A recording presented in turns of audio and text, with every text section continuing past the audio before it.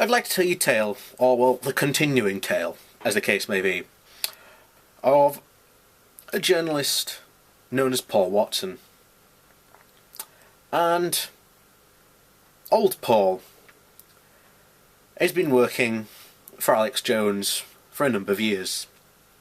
And quite frankly, calls himself a journalist, but has absolutely no journalistic integrity, knows nothing about the subject he's on about, and quite frankly most of the time makes up lies.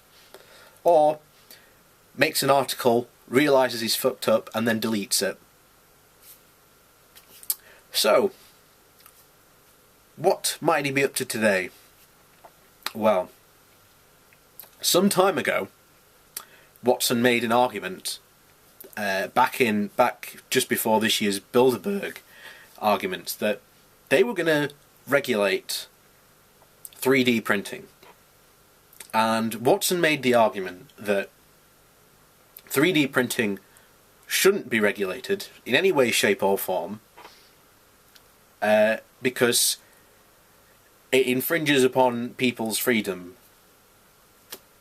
Now, just remember that, because today the police in Manchester, believe it or not, when they conducted a raid, found, surprise surprise, a 3D gun.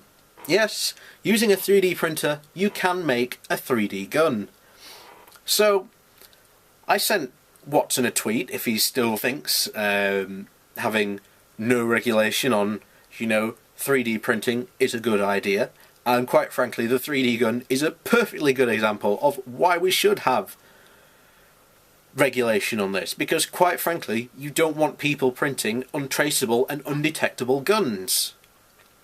I just cannot stress how much of a bad idea this is. And yet Watson thinks this is a perfectly good idea. Now, I have a strange feeling that he's going to suddenly change his mind in a couple of days' time, probably, to say, "Ooh, look how bad this is," or that, the police are lying.